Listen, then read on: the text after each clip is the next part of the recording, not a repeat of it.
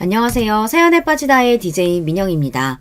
오늘도 준비된 사연 재미있게 들어주시고요. 구독과 좋아요 버튼도 꼭 눌러주세요. 그럼 오늘의 사연 함께 만나볼게요. 안녕하세요. 저는 서울과 아주 가까운 경기도의 어느 살기 좋은 동네가 고향인 여자입니다. 서울과 바로 지척에 있는 것 치고는 집값이 좀 아쉬운 편이지만요. 뭐니 해도 제 고향 동네가 최고인 듯 싶어요. 살다가 간혹 드는 생각 중 하나가 집 나가면 개고생이 맞다는 것입니다. 제가 집을 떠나서 겪게 되었던 이야기를 나누고 싶은데요. 떠났던 다른 이유가 있었던 건 아니고 결혼을 하느라 그랬어요. 때는 제 나이 20대 후반이었을 적입니다. 저와 동갑이던 남자를 만나서 사귀게 되었어요. 나이가 좀 있는 상태에서 만났다 보니 그 이전의 연애들과는 다르게 아무래도 진지하게 결혼을 염두에 두고서 교제를 하게 되더라고요. 그건 상대방 역시 마찬가지였고요. 나중에 결국 저와 결혼까지 간 이 상대를 바로 남편이라 칭해볼게요. 나이 30을 넘기고 나서부터는 자연스레 결혼 이야기를 주고받게 되었어요. 언제 딱 결혼하자고 정한 것은 아니었어도 서로하고 결혼할 거라는 생각을 가지고 있었고요. 미래를 약속한 진지한 관계였기 때문에 각자의 집안의 얼굴도 비추고 그러면서 지내고 있었습니다. 정식으로 무게를 잡고 인사를 드렸던 건 아니었으나 자연스레 얼굴 도장은 찍어놓고 지냈던 상태였던 건데요. 그러던 어느 날 제가 주말에 남편하고 하루 종일 데이트를 하고서 저녁에 영화를 보러 갔던 때입니다. 영화관에 딱 앉았는데 남편이 화장실이 급하다고 그랬어요. 영화가 곧 시작할 것 같아서 남편이 서둘러 자리를 뜨느라 자기가 만지고 있던 휴대폰을 의자 팔걸이에 그대로 두었는데요. 영화관이 좀 어둑하다 보니 휴대폰이 밝은 화면이 너무 눈에 띄더라고요. 그래서 저도 모르게 남편의 휴대폰을 쳐다봤던 거예요. 내가 휴대폰 화면을 좀 꺼줘야겠다. 근데 마침 문자가 왔네? 문자를 몰래 보려던 의도는 없었습니다. 그런 걸 몰래 봐서 뭐 하겠어요. 하지만 무심코 화면 위에 제 눈길이 스쳤을 때 신경을 딱 건드리는 내용이 들어왔고 그래서 저도 모르게 휴대폰을 집어서 정확히 그 문자가 뭔지 확인을 했던 것입니다. 문자는 다름 아닌 시어머니께서 보내신 것이었어요. 내가 보기에 걔가 고단수야. 곰인 척하는 여우가 딱 그런 년들이거든. 나이만 먹고 할 줄 아는 거 없어서 남자 꼬셔서 인생 팔자 어떻게든 한번 펴보려는 년들이지. 그런 건 남자는 죽었다 깨나도 몰라. 눈치 못 채. 같은 여자가 봐야 정확히 알아. 그리고 엄마가 어떤 사람이니? 그런 것 좀 간파 정말 잘하는 사람이거든. 연륜도 모시 못하지. 그러니까 우리 아들 너무 걔 뜻대로 휘둘리고 넘어가지 않게 항상 조심하고 혹시 나에 안 들어서게 조심해라. 임신빌미로 걔가 무조건 네 발목 잡으려고 들 거야. 굳이 늦은 시각에 영화관 가자고 한 것부터가 요망한 년이네. 구구절절 남편을 향한 잔소리에는 제 비하가 담겨 있었죠. 그걸 딱 보자마자 몸에 피가 거꾸로 솟는 느낌이 들었습니다. 제가 시어머니를 그때까지의 기준으로 2번 뵌 적이 있었어요. 한 번은 시댁 근처에서 동네를 지나가다 뵈어서 인사를 나누었고 그 근처에 있는 카페에 잠시 같이 들르기도 했습니다. 다른 한 번은 밥 한 끼 같이 먹자고 시댁 측에서 먼저 이야기를 해주셔서 제가 시댁을 방문해서 그때 시어머니를 뵈었던 것이고요.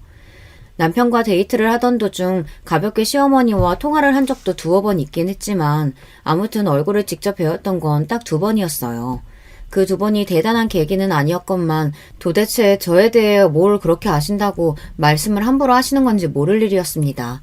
제가 손을 덜덜 떨면서도 얼른 화면을 위로 올려서 시어머니께서 그간 남편에게 저에 대해 또 무슨 소리를 하셨던 건지 확인을 했어요. 다행인지 어쩐지 그 이전에는 크게 이렇다 할 소리를 안 하셨더군요. 하지만 문자가 아니라 전화로 제 험담을 남편에게 하셨다면요. 직접 남편의 얼굴을 보고서 저를 안 좋게 말씀하셨다면요. 저는 아마 높은 확률로 시어머니께서 그간 그렇게 구셨을 것이라고 여겼습니다. 그러니까 당신의 아들에게 저를 안 좋게 이야기하시는 게 이렇게나 자연스러운 것이겠죠.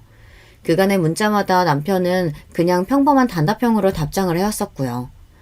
정말 착잡하더라고요. 이걸 괜히 왜 봤을까 싶은 생각이 우선 들어서 심란하게 자리로 돌아온 남편을 맞이했습니다. 곧장 영화가 시작됐는데 솔직히 내용이 눈에도 머리에도 전혀 안 들어왔어요.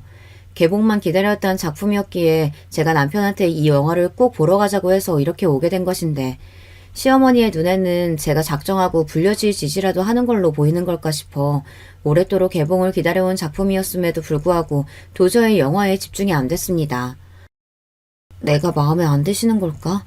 임신 이야기까지 꺼내신 걸 보고는 정말 놀랐어. 내가 임신의 빌미로 발목을 잡을지도 모른다고? 그러면 무조건 나를 며느리감으로는 안 보고 계시단 뜻이겠네. 이 결혼을 반대하실 작정을 속으로 하고 계셨던 거네. 저는 앞만 곱씹어봐도 속상했고 영화를 보고 난 제가 감상을 나누기는커녕 표정이 계속 어둡게 굳어있으니까 남자친구가 의아해하면서 저에게 어디 아프냐고 물었어요. 차마 몰래 문자를 봤는데 너무 충격을 받은 거라는 그런 솔직한 대답은 그 자리에서 못하겠더군요. 미치도록 자존심이 상했습니다. 그냥 아까 저녁 먹은 게 소화가 잘 안 되나 봐. 영화 다 봤으니까 우리 그냥 집에나 가자. 아, 정말? 같이 맥주나 한잔 하고 들어가자고 그럴 생각이었는데 소화 잘 안 됐구나. 그러면 오늘은 이쯤에서 헤어져야겠네. 아쉽다. 보내기 싫은데. 남편이 장난스레 울상을 지어 보였는데 그 모습을 보면서도 저는 씁쓸한 웃음만 나왔습니다. 항상 적극적으로 구는 쪽은 남편이었는데 정작 제가 시어머니께 능수능란한 여자로 비치고 있는 것 같아 너무나도 어이가 없을 따름이었고요. 남편에게 바라자 줄 필요 없다면서 이쯤에서 오늘 헤어지자며 손을 흔들어줬어요. 남편은 저에게 인사를 해주고 난 뒤 문득 휴대폰을 확인했다가 표정이 오묘해졌습니다. 돌아선 저는 남편이 시어머니의 문자를 그제서야 확인했다는 것을 알았죠. 한숨을 쉬면서 귀가를 했던 다음 날 남편이 전에 없이 안부 문자를 아침부터 보내왔어요. 웬 날씨 이야기부터 시작해서 소화가 안 된 거 이제 괜찮냐는 등 평소답지 않게 세심하게 굴길래 이 남자가 제 눈치를 보고 있다는 걸 알았습니다. 시어머니의 문자를 본 순간 남편이 머릿속에 한 가지 가정을 해냈겠죠.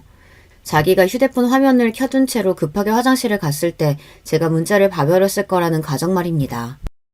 하필 문자가 도착한 시간대도 그때였으니까요. 남편이 저에게 그걸 떠보고 있다는 걸 저는 알았고 망설이다가 그냥 솔직하게 털어놨어요. 시어머니의 문자 사실 그거 다 봤다고요.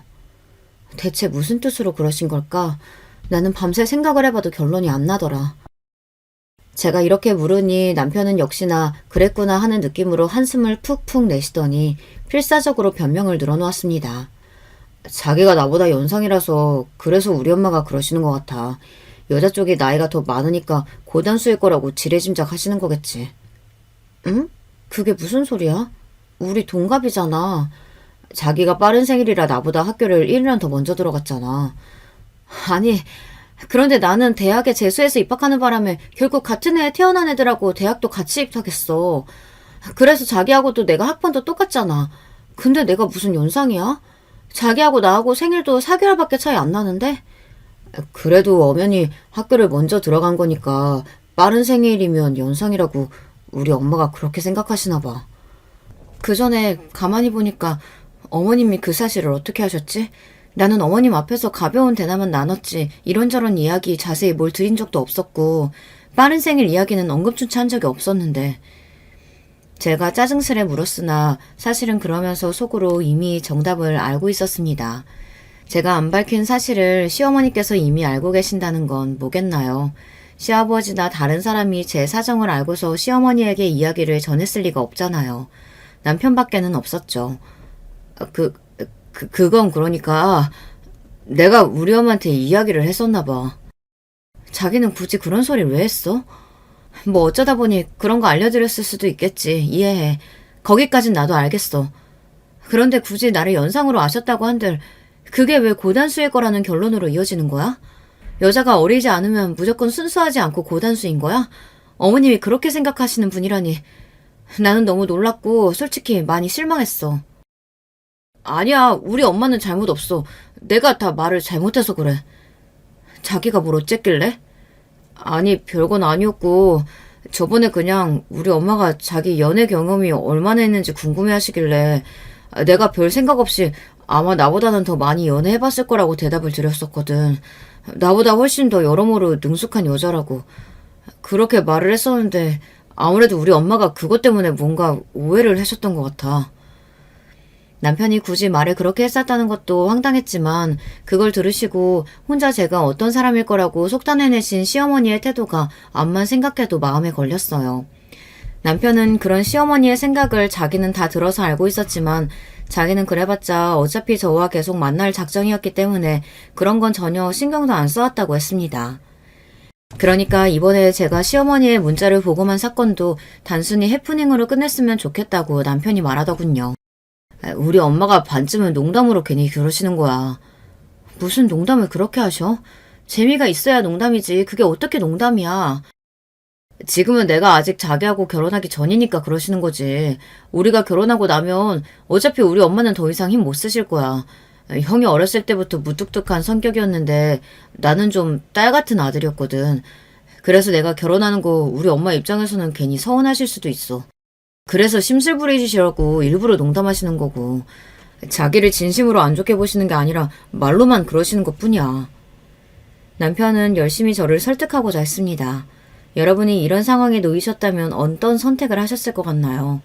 남편의 말에 수긍을 하면서 듣고 보니 맞는 말이네 라는 생각으로 태연히 결혼을 하셨을 것 같나요?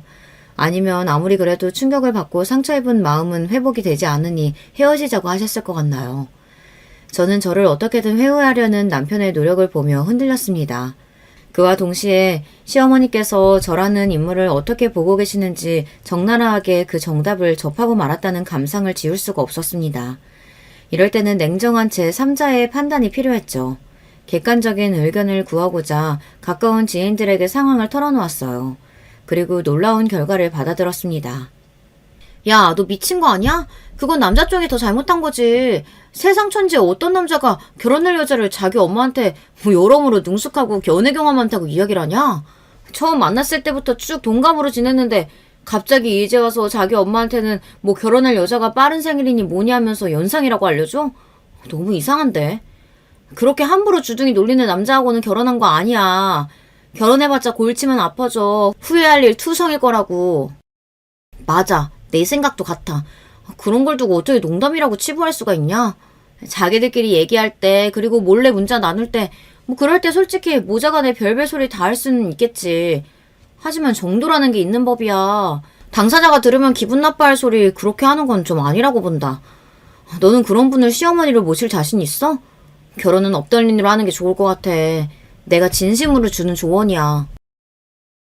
저와 가까운 지인들이 하나같이 입을 모아서 이 결혼은 하지 말라고 한 것입니다. 이미 제 친정에도 남편하고 결혼할 거라고 말을 다 해놓은 상황이었기 때문에 정신이 아득해졌죠.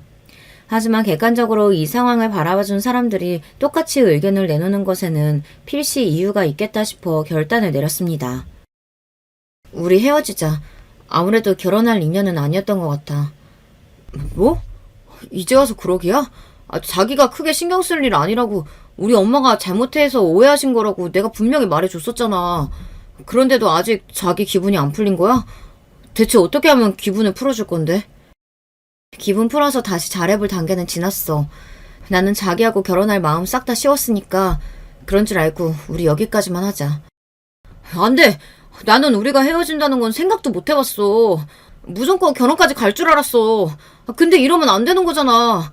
우리 엄마한테 당장 연락해서 자기한테 정식으로 사과하라고 할게. 그러면 안 될까? 제발 부탁이야. 내가 어떻게 하면 자기 마음 돌릴 수 있는 건지 제발 알려줘. 내가 뭐든지 할게. 정말이야.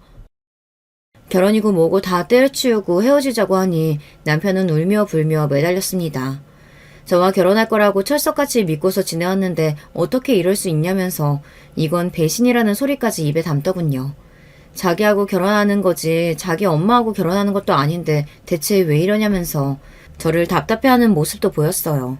저는 굳이 시어머니한테 뿐만이 아니라 남편한테도 실망했다는 소리는 안 했습니다. 저는 남편이 저를 그렇게까지 절절하게 사랑하는지 몰랐어요. 솔직히 그때 조금 놀랐습니다. 난리가 난 남편을 뒤로했던 저에게 며칠 뒤 시어머니께서 찾아오셨어요. 불쌍한 우리 아들 이러다 죽겠다. 너 정말 해도 해도 너무하는 거 아니니? 아니 저기 어머님 제가 있는 곳은 어떻게 알고 찾아오셨어요? 지금 그게 중요하니? 그런 게 대수야? 보나마나 남편 짓이었죠. 남편이 안 알려주면 누가 알려줬겠나요? 시어머니께서는 제가 인성이 모자라고 성격이 이상해서 이사단을 낸 거라고 하셨습니다. 제가 제멋대로 당신의 아들에게 크나큰 상처를 입혔다고 길길이 날뛰셨어요. 야, 네가 뭔데 별것도 아닌 거 가지고 트집 잡으면서 삐지고 쌩 유난을 떨어? 니까짓 게 뭔데 우리 아들 마음을 찢어놓느냐 이 말이야. 왜 그렇게까지 화가 나셨어요? 어머님, 근데 가만히 생각해보면 지금 이게 오히려 잘된 일 아닌가요? 잘 되긴 뭐가 잘 돼. 지금 우리 아들이 얼마나 불쌍한 꼬라지가 됐는지 알면 네가 그런 소리 못한다. 이 영악한 년 같은 이라고. 네, 그러니까요. 저를 영악한 년이라고 보시고 싫어하시잖아요. 저를 며느리로 맞는 게 싫으신 거잖아요. 여태까지 내내 그게 저를 향한 어머님의 본심이셨잖아요. 그러니 어머니한테 지금 이게 잘된 일 맞잖아요. 아닌가요? 뭐? 아니 나는 그러니까 우리 아들이 지금 너무 힘들어하니까 내 가슴이 무너져서 이러는 거지. 어머님, 실현당한 남자가 방황하던 거요? 모르긴 몰라도 그렇게 드문 일은 아니라고 생각드는데요. 시간이 좀만 더 지나면 분명히 아무렇지 않아질 거예요. 지금만 잠깐 그러는 거죠. 저 말고 다른 여자 금방 만나고 싶어질 수도 있어요. 제가 침착한 태도로 말씀을 드렸더니 시어머니께서는 흠칫하시면서 한동안 눈알을 대굴대굴 굴리셨어요. 그러는 김에 머리도 한번 굴리시는 것이 틀림없었습니다. 상황 정리 및 계산을 하고 계신 거였죠. 저는 차분하게 기다려드렸다가 말을 이었습니다. 정말이에요. 어머님께 잘된 일 맞다니까요. 이런 맹랑하고 싸가지 없는 것. 나는 진작에 알아봤지. 그리고 속으로 계속 탐탁치 않아 하고 있었어. 우리 아들 옆에 붙어있기에는 너무나도 부족하고 세상에 때가 탔으니까. 나이만 처먹고 뭐 하나 내세울 것도 없는 주제에.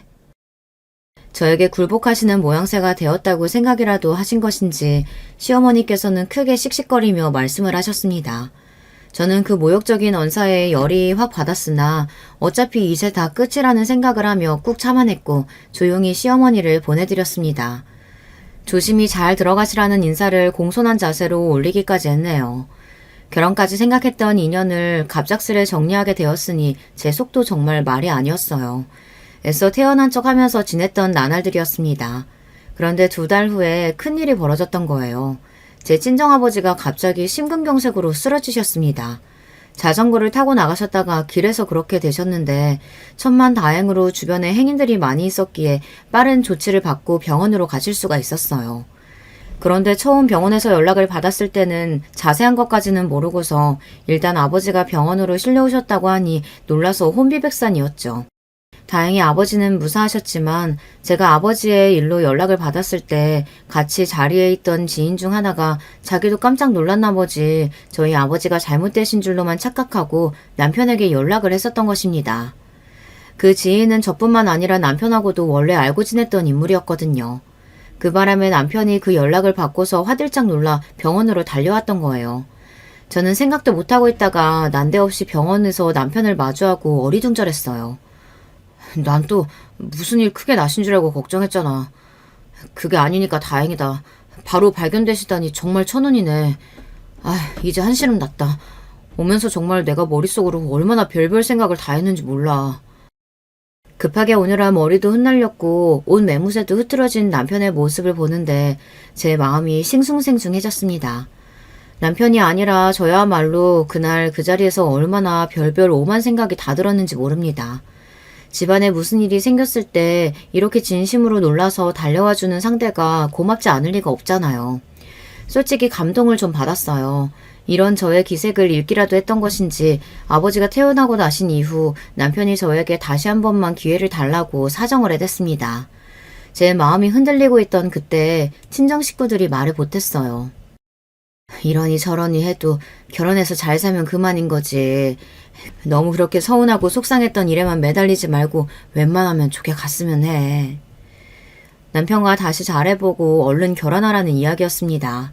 병원으로 달려와준 남편의 모습을 본 친정 식구들이 다 좋게 봐줬던 거예요. 저는 비단 서운하고 속상했던 것뿐만이 아니라 근본적으로 시어머니의 저를 향한 태도, 남편의 별 생각 없이 입을 나불대는 그 면모 때문에 결혼을 엎었던 것인데 하지만 친정 식구들이 그렇게 말을 해주니까 저도 그냥 결혼해서 적당히 살까 이런 생각이 들더라고요. 그리고 저보고 절대 결혼하지 말라고 의견을 줬던 그 지인들까지도 슬쩍 말을 바꿨습니다. 하마터면 저희 아버지가 돌아가실 뻔했으니 이런 큰일을 겪은 다음에는 어떤 일이든 너른 마음으로 바라보게 되는 법 아니겠냐고 하면서요. 인생 뭐 없다 하는 자세로 저에게 그냥 남편하고 결혼하라는 소리들을 해줬습니다. 그래서 남편과 다시 만나보기로 했고 그것은 즉 곧장 결혼을 하자는 의미였죠. 시어머니께서도 이제는 저를 잘 받아주셨냐고요? 아니요. 저도 살짝 기대를 하기는 했는데 그건 괜한 기대였던 것으로 드러났습니다. 내가 이럴 줄 알았다. 보통 내기에 고단수가 아닐 줄 알아봤지. 네가 기어이 우리 아들 작정하고 골수가지고 깨어냈구나. 저에 대한 적이만 열심히 드러내시더라고요. 제가 그 앞에서 화는 안 났고요. 어처구니가 없기만 했습니다. 어머님, 그래도 맨 처음에는 저한테 이렇게 굴진 않으셨잖아요. 그냥 평범하게 대해주셨던 것 같은데 이제는 그렇게 꾸며내시는 것조차 안 해주시는 건가요? 그때 맨 처음엔 네가 어떤 사람인지 어디서 뭐 하는지 그런 걸 전혀 몰랐으니까 그랬지. 우리 아들한테 들어서 알게 된 이후에는 영 못마땅하게 생각되었어. 근데 우리 아들 체면 봐서 내가 차마 네 앞에서 대놓고 싫어하는 기세가 안 비쳤던 거다. 하지만 네가 먼저 그 성질머리 드러내면서 우리 아들한테 공격하고 상처 줬잖아. 그러니 나도 그 이후에는 더 이상 너한테 싫은 내색 숨길 이유 없지. 성질머리를 드러낸 게 아니라요. 어머님이 저에 대해 안 좋게 생각을 하고 계신다는 걸 문자를 보고 우연히 알게 돼서 제가 너무 기분이 나빠질 수밖에 없었던 부분입니다. 그게 성질머리가 아니면 뭐니? 그 더러운 성질 기어이 드러냈으면 네가 큰 소리 쳤던 대로 우리 아들하고 깔끔하게 정리나 잘할 것이지. 뭐? 다시 만나? 바로 결혼을 해? 기만하는 것도 정도가 있지. 네가 나라면 지금 기분이 아주 좋을 것 같니? 그럴 수 있겠어? 네가 아주 야가 빠졌구나. 보통 앙큼한 게 아니야. 어떻게 하면 우리 아들을 제대로 구워 삶을 수 있는지 네가 아주 정확히 파악을 하고 있는 거다. 아무래도 시어머니야말로 보통 얘기가 아니신 분 같았습니다. 저를 마음에 안 들어 하시고 싫어하실 수도 있는데 그 저기를 아주 적나라하게 드러내신다는 점에서 절대 평범하신 분은 아니었죠. 하지만 그렇다고 해서 저희 부부의 결혼을 가로막으실 수는 없었어요. 자식 이기는 부모 없다는 말처럼요. 남편이 저하고 결혼하겠다고 빡빡 우겨대면 시어머니 입장에서는 막을 도리가 없었습니다. 그러니까 더욱 저를 향해 그토록 분통을 터뜨리셨던 것 같아요. 남편의 유일한 형제인 아주버님은 그 뻣뻣한 성격상 절대로 이런 사안에 끼어드시면서 동생을 향해 이 결혼해라 마라 이러실 분이 아니었습니다. 그리고 시아버지요. 시아버지께서는 당신의 작은 아들이 결혼한다고 그러면 절대 반대하실 게 아니라 무조건 일단 찬성부터 하실 분이었어요. 왜냐하면 건강이 썩 좋지 못하셨거든요. 그런데다가 아직 장가 안 든 작은 아들이 얼른 장가를 들었으면 하고 바라셨습니다. 시아버지의 건강 상태가 원체 좋지 못하였기 때문에 저희 아버지가 쓰러지셨다는 연락을 받고서 남편이 그렇게나 놀라서 펄쩍 뛰며 병원으로 달려와 줬던 거예요. 부친이 잘못될 수도 있다는 것, 그 슬픈 가능성을 남편은 항상 안고 지내왔기 때문입니다. 자, 이런 마당이었으니까 시어머니께서도 다른 가족들 앞에서 저를 며느리감으로 반대한다고 공언을 하시기 어려웠죠. 제가 결혼을 안 하겠다고 나와주는 방법밖에는 없었는데 이제 그게 물 건너갔으니 못마땅한 한숨을 내쉬면서 저희 부부의 결혼하는 모습을 지켜봐 주셨습니다. 결국 이렇게 되는구나. 세상에는 어쩜 간절히 바래도 이루어지지 않는 일도 있고 절대 바랬는데도 이루어지고야 마는 일도 있으니 정말 빌어먹게 살기 힘든 세상이다. 시어머니께서 허무하다는 기색으로 저 들으라고 중얼거리셨을 때 저는 못 들은 척 했습니다. 어쨌거나 이제 결혼을 했으니 싫거나 말거나 그분은 저의 시어머니셨고 저는 그분의 며느리였습니다. 이제 죽이 되든 밥이 되든 고부관계였어요. 좋은 게 좋은 거라는 생각을 좀 가지고서 살아야 할 필요가 있었습니다. 그런데 시어머니께서 왜 그렇게 자신만만하게 고압적으로 구시면서 저를 못마땅해 하셨는지 혹시 예상이 가시나요? 저보다 당신의 아들이 훨씬 잘났다는 생각이 기저에 깔려 있었기 때문에 그렇게 구셨던 건데요. 객관적으로 따지자면 남편이 저보다 사회적인 능력이 좋았습니다. 외모라든지 뭐 그런 건 주관적인 의견에 들어가는 거니까 건너뛰고요. 결혼을 대비해서 모아놓은 돈도 남편이 저보다 많았어요. 하지만 저는 대신에 친정에서 적극적으로 제 결혼에 팔을 걷어붙여 주셨기 때문에 딱히 제가 크게 뒤처질 정도는 아니었답니다. 양가의 집안 수준은 비등비등했어요. 살아온 궤적이 서로 그렇게 많이 다르지도 않았고요. 엇비슷하다고 봐야 했죠. 하지만 저를 남편에 비해서 부족하다, 모자라다 이렇게 보셨던 시어머니의 주장을 뒷받침하는 요인이 있었습니다. 그건 아주 엄청난 요인이었죠. 우선 결혼 초반이라 그런진 몰라도 남편은 별다른 문제 한 번 만들지 않고 저와 무난한 일상을 이어나갔어요. 사소한 일로 서로 투닥거릴 때가 있기는 했으나 진지하게 싸운 적은 없었고요. 결혼 생활이 평화롭게 펼쳐졌습니다.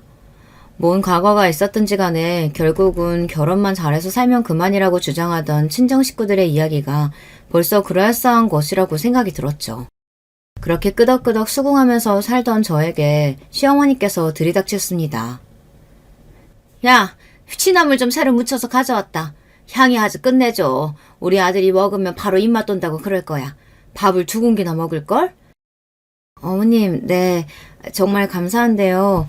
일단은 그 호칭부터 좀 바꿔주시면 안 될까요? 제가 매번 말씀을 드리는 건데 저한테 자꾸만 야라고 부르시는 건 별로 모양새도 좋지 않은 것 같습니다. 뭐? 무슨 모양새? 네 기분만 나쁜 거겠지. 이런 모양을 어디서 보일 일이나 있다고? 너는 모양새 핑계니? 그렇다면 며느리인 제 기분이 나빠지는 걸 막기 위해서라도 어머님이 호칭을 좀 달리 해주시면 안 되는 걸까요? 싫은데? 내가 왜? 너 때문에 내가 왜 눈치를 봐야 하니? 네가 내 눈치 보고 살아야지. 야, 잔말하지 말고 냉수 한 잔 얼른 떠와. 여기까지 오느라 진짜 힘들어 죽겠다. 아유, 허리야, 다리야, 내 삭신이야.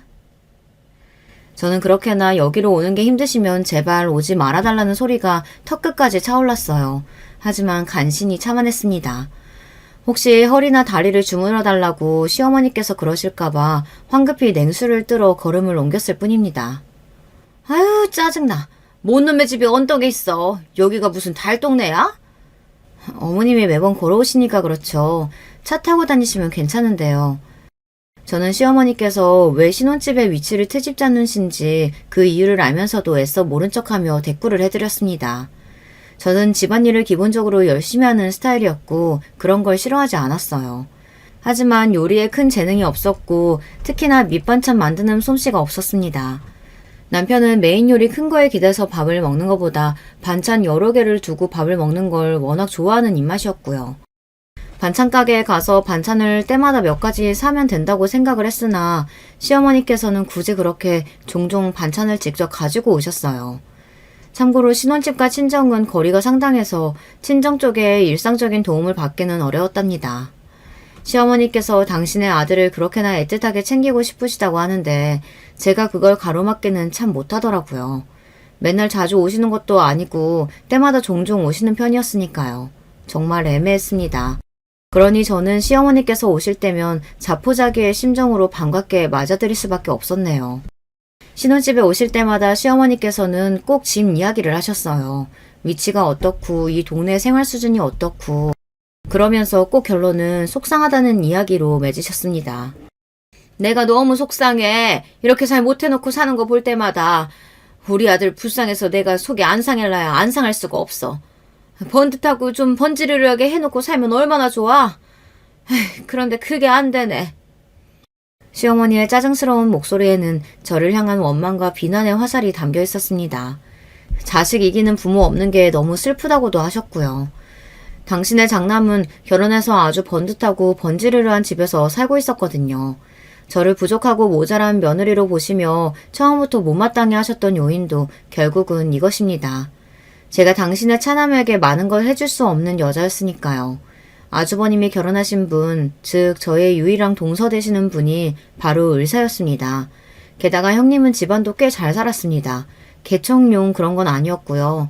의사를 배출할 만한 여력이 충분히 되는 집안에서 나고 자란 분이십니다. 집안에 의사뿐 아니라 다른 고소득 전문직들도 몇 계셨고 소위 엘리트 집안이라고 불러야 되는 그런 배경을 지니고 계셨습니다. 그러면 혹시 아주버님께서 대단한 인물이신 거 아니냐고요? 놀랍게도 딱히 그렇지 않았습니다.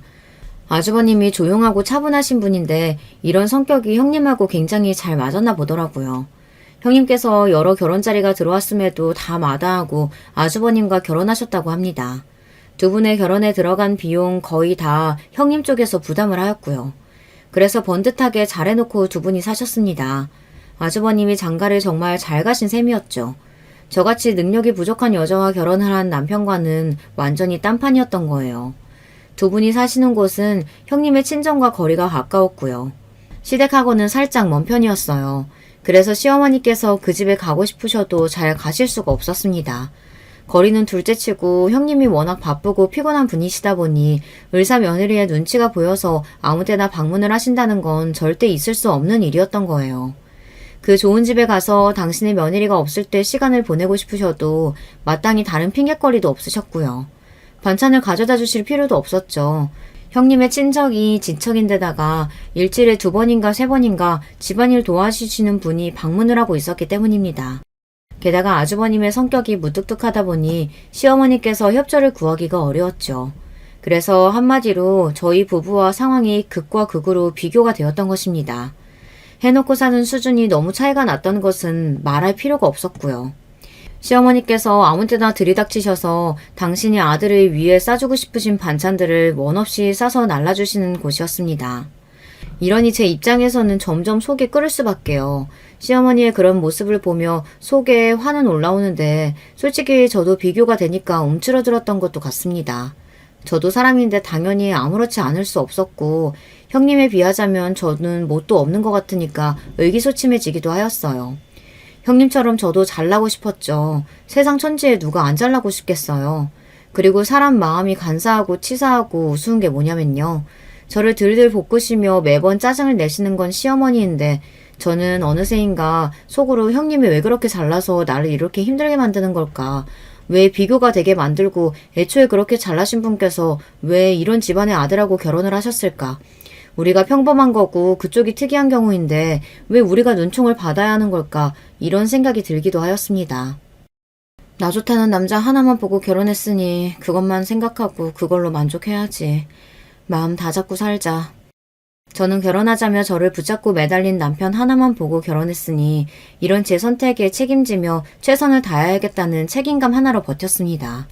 시어머니 눈에는 남편이 끝끝내 고단수 능구렁이 불려씨에게 잘못 넘어가서 결혼하고 발목 잡혀버린 불쌍한 처지로 보이는 듯 했네요.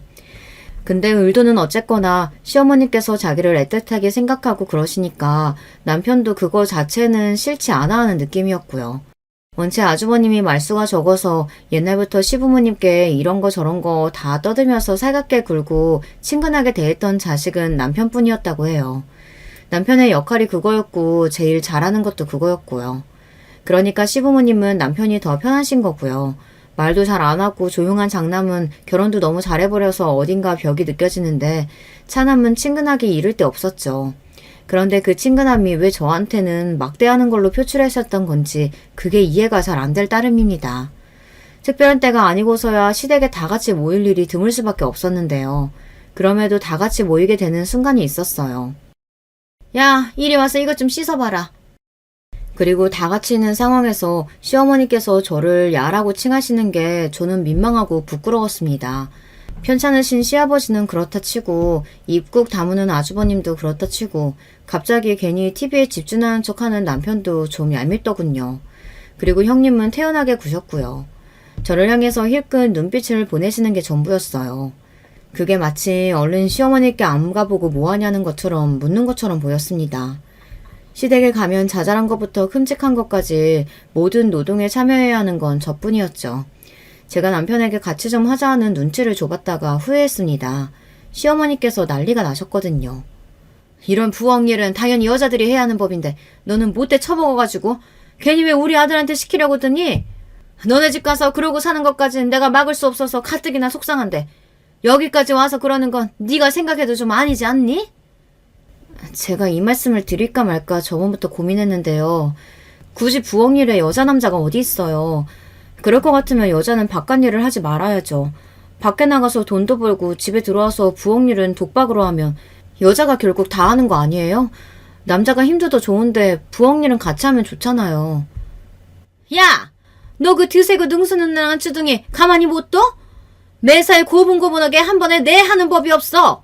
너는 그게 문제야. 너 그래가지고 여태 사회생활은 어떻게 했니? 그러니까 나이 먹도록 결혼도 못하고 있었고 이런 거 하나 없이 못나게 살고 있었겠지. 객관적으로 나이가 많은 건 아니었고 그러는 시어머니의 아들 또한 대단하게 이룬 거 없는 거 아니었냐고 그렇게 따지고 싶은 마음이 굴뚝 같았습니다.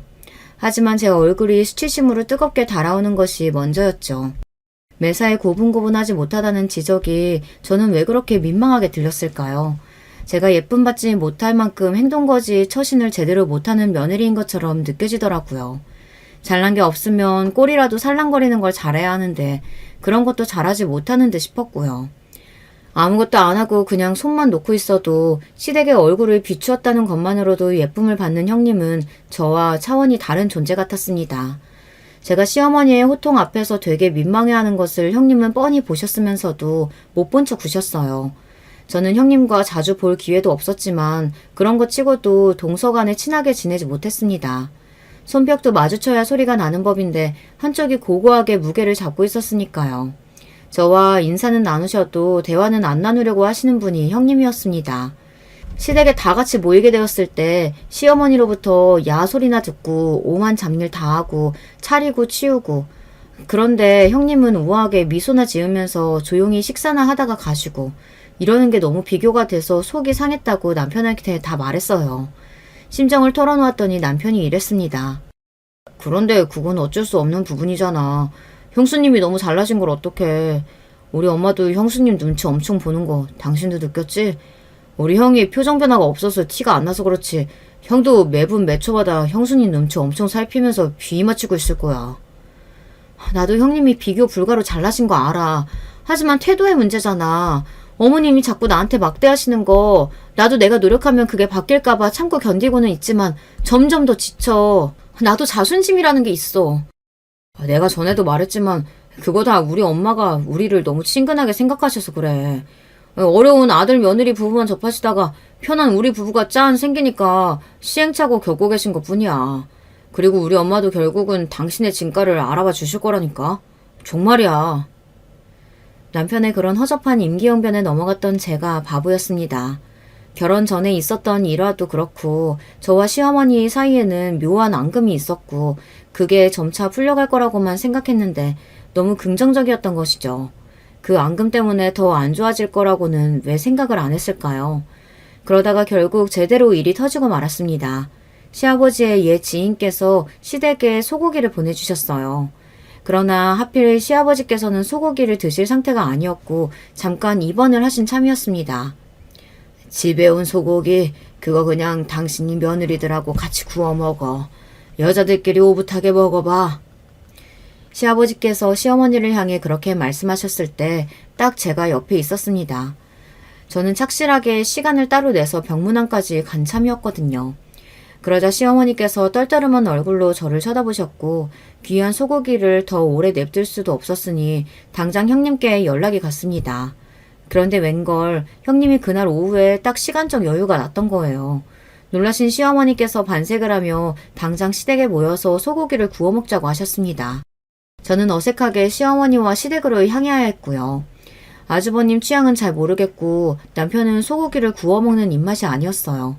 밑반찬 여러 개를 돌아가며 주워 먹는 걸 최고로 좋아했고 무조건 고기는 달달한 양념이 발라져 있어야 좋아했거든요.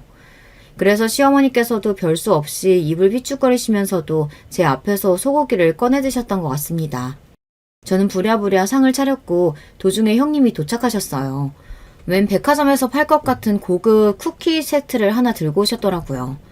아유 이게 웬 거야? 그냥 와도 되는데 센스까지 이렇게 만점이어서 어떡해. 아유 난 몰라. 시어머니께서는 입이 찢어지셨고 쿠키 세트를 품에 안고 사뿐사뿐 걸으셨습니다. 형님은 그저 잔잔한 미소만 지으시며 상을 차리던 제 쪽을 힐끗하셨고 제가 얼른 나와서 꾸벅 인사를 드리자 눈짓으로만 제 인사를 받았습니다. 아유 귀족 의사님께 뭘 바라겠나 싶어서 군말 없이 마저 상이나 차렸네요. 상 한가운데 가스버너를 두고 즉석에서 소고기를 구워 먹었는데요. 한 판 딱 올려놓자마자 바로 익기 시작하는 소고기를 저는 얼른 뒤집었고 형님은 갑자기 휴대폰을 하기 시작하셨어요. 중요한 문자라도 온 모양이었습니다. 뒤집은 소고기가 벌써 이미 다 익었길래 저는 2점을 형님 앞접시에 두었고요. 그 다음에 소고기를 제 입으로 넣었지요. 고기를 씹으면서 저절로 고개를 끄덕이던 제가 문득 느껴지는 시선의 옆을 보니 시어머니께서 후추통을 들고 자리에 앉으시려다 말고 저를 노려보고 계셨습니다. 후추를 가지러 잠시 일어나셨던 모양이었어요. 저는 별 생각 없이 말씀드렸죠. 고기가 살살 녹는데요? 근데 그게 얄밉게 들리셨던 걸까요? 시어머니께서 갑자기 후추통을 쥔 손으로 제 머리통을 후려치신 겁니다. 제가 너무 놀라서 젓가락도 떨어뜨리고 시어머니를 올려다봤어요. 네가 뭔데 맛있게 처먹고 있어? 네가 발끝도 못 따라가는 네 잘난 의사동서가 아직 소고기 맛도 못 보고 앉아있는 거 네 눈깔로는 안 보이니? 네가 뭔데 먼저 처먹고 맛평가를 하고 지랄이야? 모멸감으로 머리가 어지러웠습니다. 형님을 쳐다보자 제 시선을 슬그머니 피하면서 그 특유의 고고한 표정을 지으시더군요. 자기 앞접시에 소고기 2점이 있는 걸 보셨으면서도 저를 두둔하지 않으시고 그 입 다문 모습을 고수하셨어요. 그러고 저는 더 이상 못 참겠다 싶었죠. 애초에 이런 시어머니의 며느리가 되는 게 아니었습니다. 사과하세요. 이게 무슨 무례세요? 당장 저한테 사과하시라고요. 뭐? 사과? 급도 안 되는 년이 왜 이렇게 있어 보이는 척을 해? 네가 뭐라도 되니? 아, 그러게요. 뭣도 안 되긴 하죠. 저는 아무것도 아니에요. 이제 당신 며느리도 아니니까 생판 남이네요. 그러면 이제 그쪽도 저한테 아무것도 아닌 거고요. 뭐라고? 생판 남? 그쪽? 너 미쳤니? 안 미쳤어. 안 미쳤으니까 아줌마 아들하고 이혼한다. 어쩔래? 시어머니께서 분노에 찬 얼굴로 다시 손을 드시길래 제가 자리에서 벌떡 일어나서 그대로 손을 날렸습니다. 시어머니의 뺨을 직격으로 때린 손이 얼얼했고 속은 시원했죠. 너 이게 무슨 정신 나간 거야? 정신이 나갔으면 어쩔 거고 안 나갔으면 어쩔 건데? 이것 보세요, 아줌마. 천박하고 막무가내로 구시는 것도 어느 정도 하셔야죠. 제가 웬만하면 장단 맞춰드리려고 했는데 도저히 안 되겠네요. 잘나고 싸가지 없는 을사년이랑 앞으로 어화둥둥 잘해보세요. 제가 통쾌하게 외치자 시어머니께서는 비틀거리며 의자에 앉으시려다 미끄러져서 바닥으로 구르셨어요. 형님이 비명을 지르셨고 저에게 한마디 하시려는 듯 강렬하게 저를 쏘아보셨어요. 그래서 제가 먼저 한마디 해드렸죠. 뭘 봐? 그러자 형님이 기가 막히다는 듯 입술을 깨물면서도 제 기세에 밀려서 조용히 눈을 내리까셨습니다. 망할 놈의 소고기와 시댁을 뒤로 한 채 나서니까 얼마나 후련하던지요. 시어머니께서는 알아놓으셨고 남편은 또 난리가 났습니다. 저와 죽어도 이혼은 못해주겠다면서 울고 불고 얼마나 시끄러웠는지 몰라요. 그럼 가족하고 연 끊을 수 있어? 날 위해서 그럴 수 있어? 뭐? 그건 생각을 좀 해볼게. 됐어. 생각하지 마. 만약 그렇게 한다고 한들 나 때문에 가족들 등졌다고 앞으로 나를 원망하겠지. 우리는 애초에 결혼할 인연이 아니었나 봐. 그걸 모르고서 우리 둘 다 착각 속에서 지내왔던 거야. 이제는 정말로 끝내자. 법은 모르지만 이혼을 위해서라면 소송도 불사하겠다고 제가 그랬더니 충격을 받은 남편이 넋이 나가서 이혼을 해주었습니다. 친정 식구들은 괜히 제 결혼을 부추겼던 것 같다면서 미안해했고요. 하지만 결국은 결혼했던 건 제 선택이었으니 그 누구도 원망하지 않았습니다. 하지만 전 남편은 자기 모친이 죽도록 원망스러웠나 보더라고요. 이게 다 엄마 때문이야. 엄마가 내 인생 망친 거라고. 그렇게 원망하면서 자기 모친을 안 보기 시작했던 거예요. 그러자 전 시어머니 그분은 그 충격으로 삶의 의지를 잃으셨는지 원래 편찮으셨던 전 시아버지보다도 건강이 확 더 안 좋아지고 말았습니다. 요양원 시설을 알아본다 어쩐다 하는 소식을 건너 지인으로부터 전해 들었거든요. 잘난 을사며느리요. 제가 소고기 사건으로 이혼을 한 이후 자기 시댁이 껄끄러워졌는지 아예 발걸음을 끊었다더군요. 정말 싸가지가 없기는 했네요. 전 아주버님은 절대로 효자는 못 되는 분이셨는지 그런 자기 아내의 선택을 따랐다는 후문입니다. 이런 거 보면 돈이고 뭐고 잘난 게 중요한 게 아니라 태도를 잘하면서 사는 게 가장 중요한 것 같아요. 짧지만 강렬했던 결혼 생활을 질려버린 저는 결혼 생각 따위는 없이 즐겁게 일상을 보내다 자연스레 새로운 인연을 맺었답니다. 친정 고향 동네에서 오래 장사를 해온 집안의 아들내미랑 제가 만나게 될 줄은 상상도 못했었는데 말이죠. 앞으로 어떻게 될지 모르겠으나 절대 조급해하지 않으려고 해요. 급할수록 돌아가라고 하잖아요. 이번에는 급하게 먹다가 체하지 않을 겁니다. 여러분 안녕하세요. 저는 서울에 거주하고 있는 60대 초반의 남자입니다. 매번 듣기만 하다 저에게도 제보하고 싶은 사연이 생겨 제보하게 되었습니다. 대한민국 중년의 삶이란 평탄하지 않은 것이 대부분인데요. 저 또한 파란만장한 삶을 살았답니다. 사연을 제보하려고 쭉 제 인생을 돌이켜보는데 참 많은 일이 일어났더라고요. 그럼 제가 어떤 삶을 살았는지 바로 시작하겠습니다. 여보, 오늘도 조심히 잘 다녀와요. 이따 우리 성민이랑 성현이 데리고 같이 병철 씨네 집에 가서 고기 먹기로 한 거 알죠?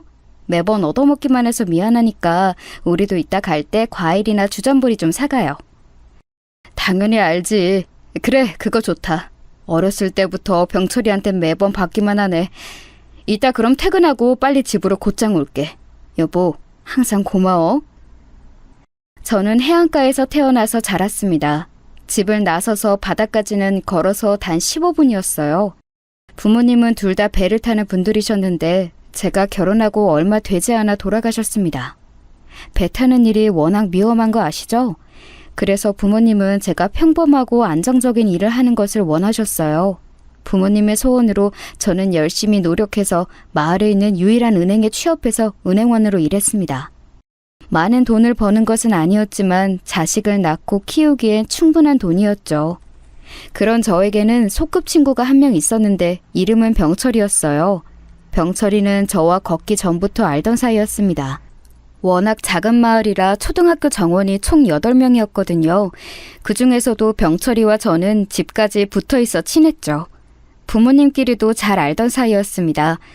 우리 부모님이 사고로 돌아가셨을 때 병철이 부모님이 저를 많이 챙겨주기도 하셨어요. 병철이 부모님도 우리 부모님처럼 배 타고 나가 생선을 잡는 일이 업이 없어요.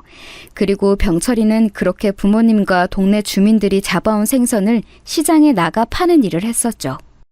그 과정에서 돈을 많이 벌었고 그래서 항상 상대적으로 평범한 제가 병철이에게 많이 얻어먹었습니다.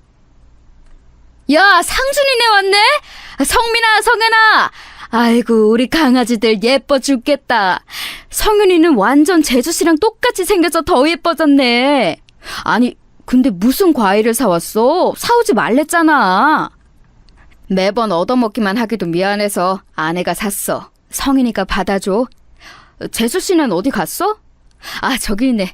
안녕하세요, 재수씨. 저희 왔어요. 아, 오셨어요? 어서 오세요. 어머, 언니 과일 고마워요. 제가 국수도 만들었는데 성민이랑 선웅이 여기 와서 먹어. 이모가 맛있게 만들었어. 와, 너무 맛있어 보여. 진짜 매번 생각하는 건데 식당 차려도 되겠어. 어떻게 이렇게 맛있게 만들어? 우리는 부부끼리도 매우 친했어요. 한 가지 안타까운 점이 있다면 병철이 부부는 아이가 없었어요.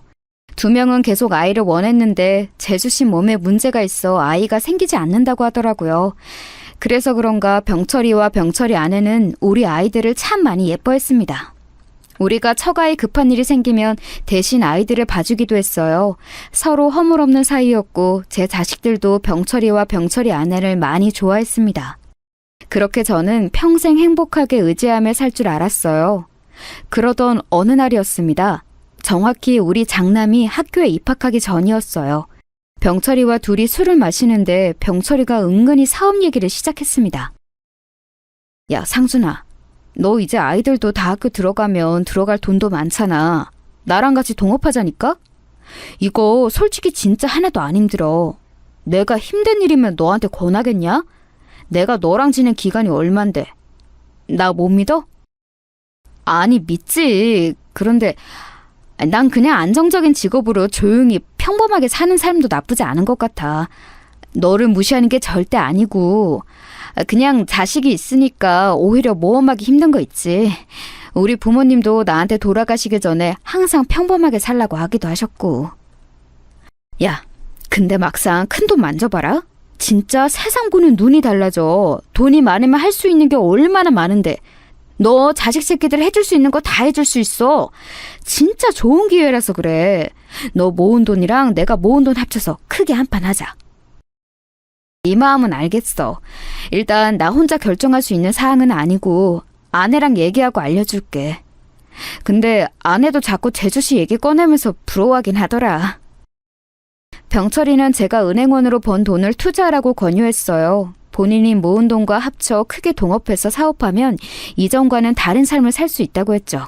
저는 원래 안정적인 성향이지만 제 유일하고 가장 가까운 친구인 병철이가 사업해서 잘 사는 모습을 보니 사실 속으로 많이 부러웠거든요. 병철이 아내는 항상 고급스러운 옷을 입고 아끼지 않고 사는데 우리 아내는 그러지 못하고 시장에서 1원이라도 깎으려는 모습을 볼 때마다 속상하기도 했죠. 실제로 아내도 병철이 아내가 부러운지 종종 저에게 얘기하기도 했고요. 그래서 집으로 가서 아내에게 말을 조심스럽게 꺼냈습니다. 뭐라고? 여보, 내가 물론 부러워했던 것은 맞아. 그건 부정하지 않을게. 그런데 그렇다고 나는 당신이 사업하길 원하진 않아. 우리 아이들도 아직 많이 어리고. 나는 그냥 평범한 삶도 의미 있는 삶이라고 생각해. 그동안 모은 돈을 다 투자하는 것도 너무 위험해. 앞으로 우리한테 어떤 일이 일어날지 모르잖아. 그치. 내가 괜한 소리를 한 것 같다. 여보, 그냥 못 들은 걸로 하고 우리 이렇게 살자.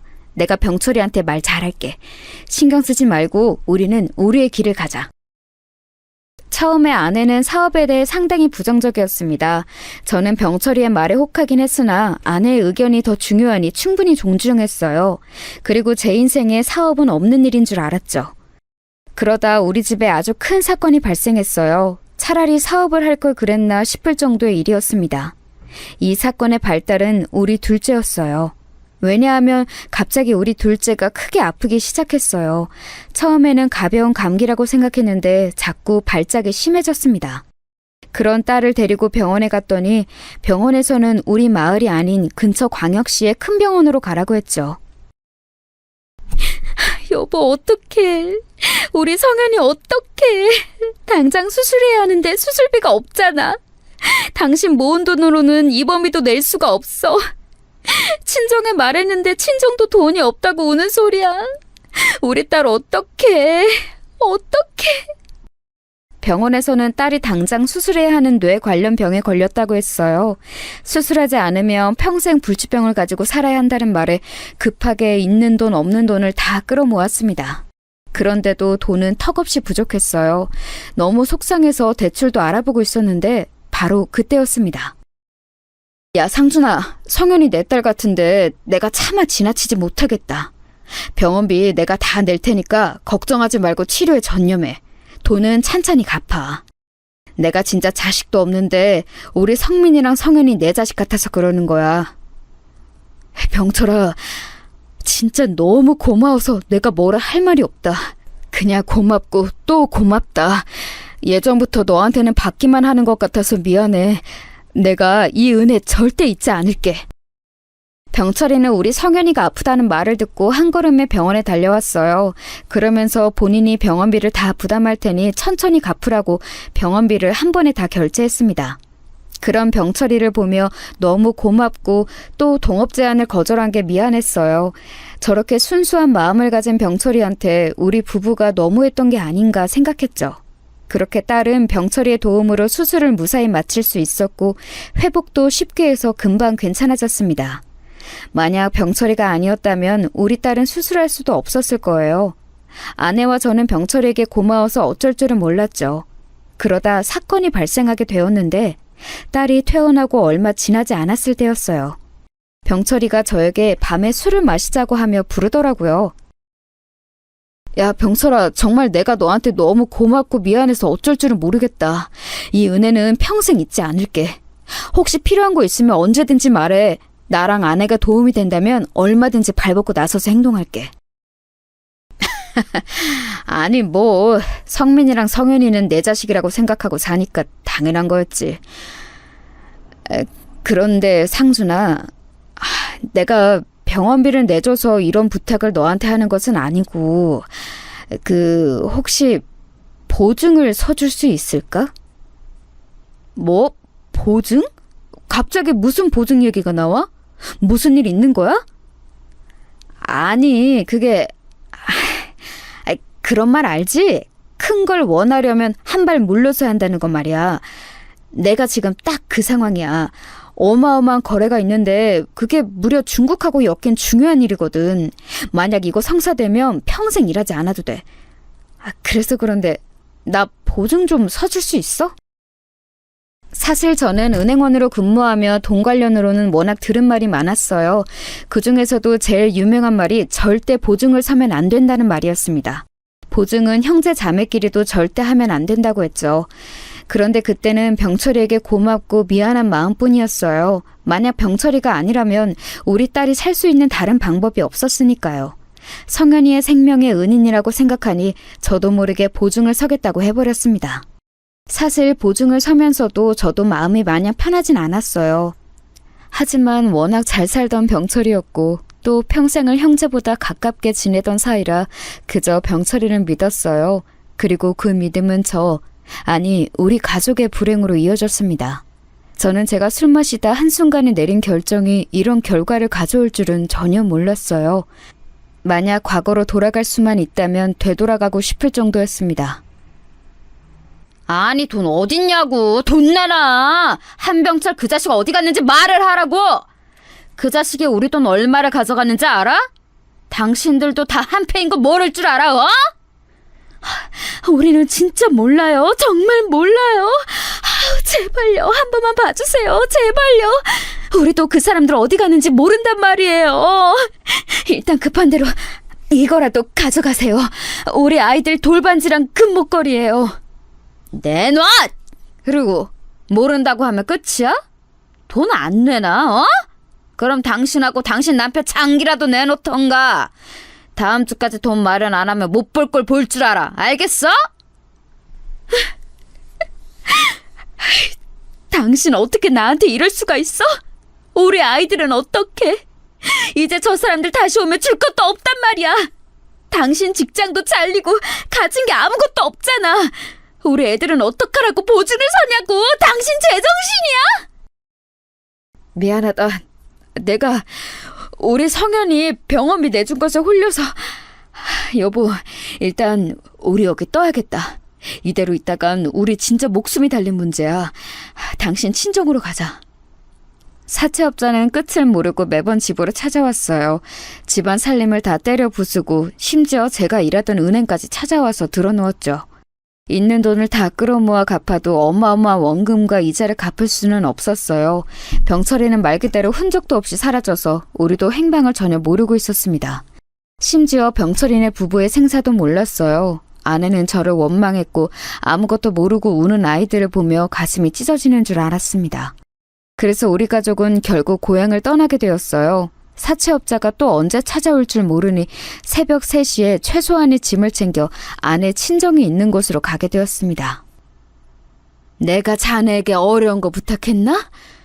우리 미선이 그저 고생만 모르게 해달라고 했는데 그걸 못해? 이러다 우리 집까지 그놈들이 찾아오면 그땐 어떡하려고?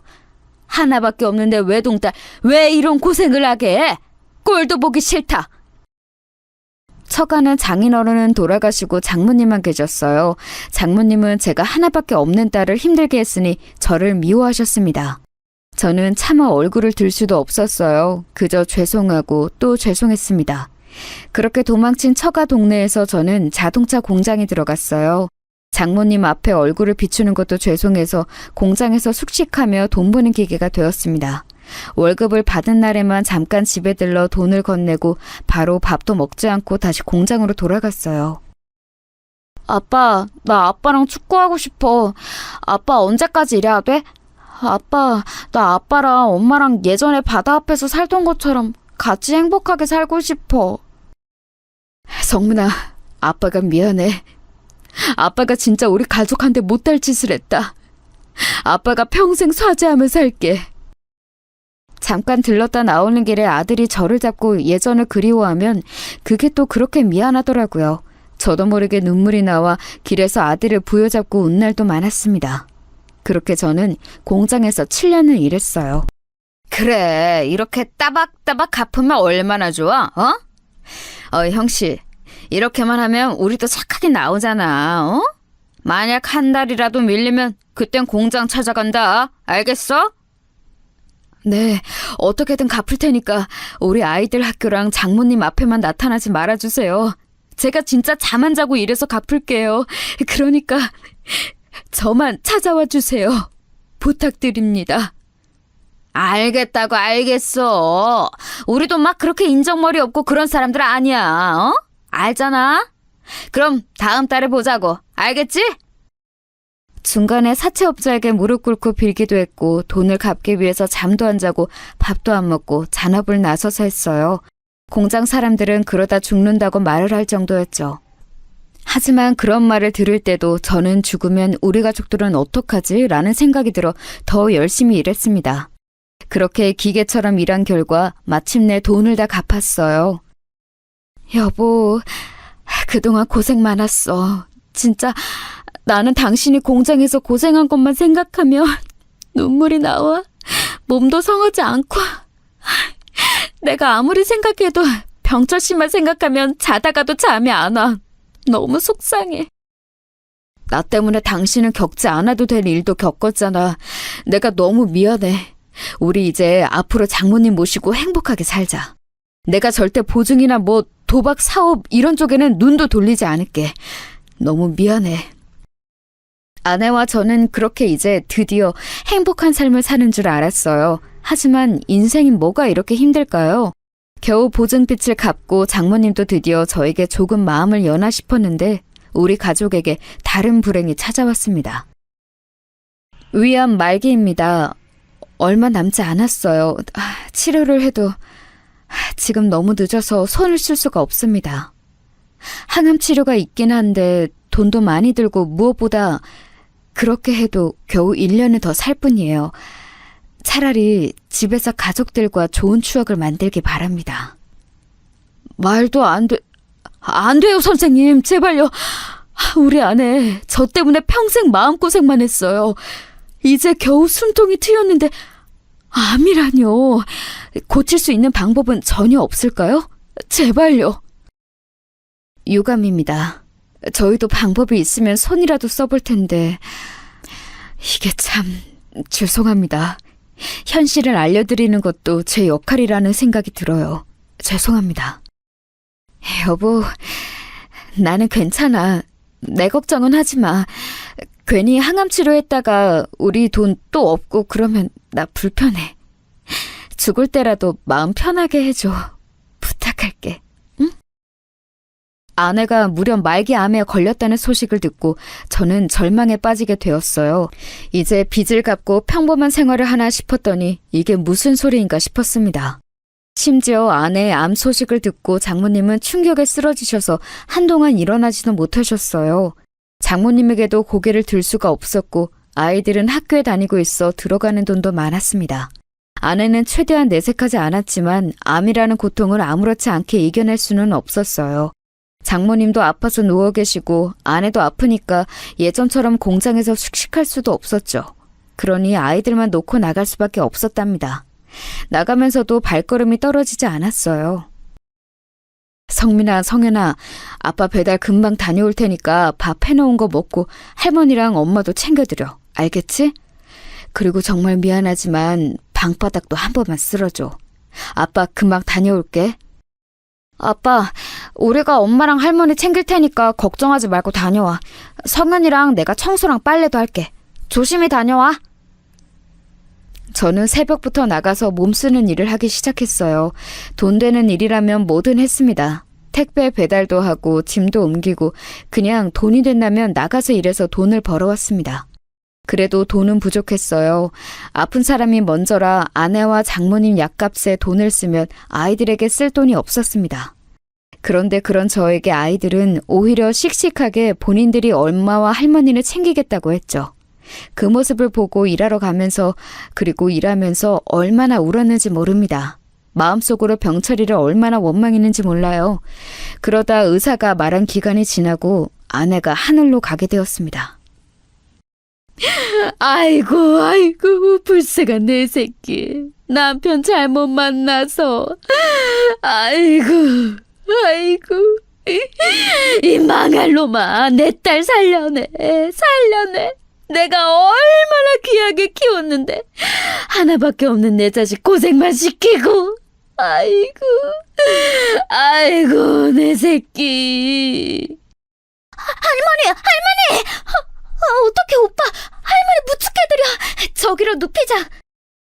장모님은 장례식장에서 하염없이 통곡하셨어요. 그러다 중간에 쓰러지셨고 다시 일어나서 통곡하다 쓰러지고를 반복했습니다. 저는 차마 할 말이 없어서 멍하니 조문객을 맞이했어요. 아내를 생각하면 지금도 가슴이 너무 아픕니다. 생각만 해도 미안해서 눈물이 나올 정도로 미안한 마음밖에 없죠. 그렇게 아내를 보내고 장모님은 한동안 자리에서 꼼짝도 하지 않고 누워 계셨어요.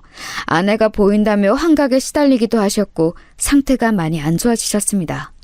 그런 장모님의 간호를 우리 아이들이 했는데 겨우 고등학생, 중학생이던 우리 아들과 딸에게 얼마나 미안했는지 몰라요.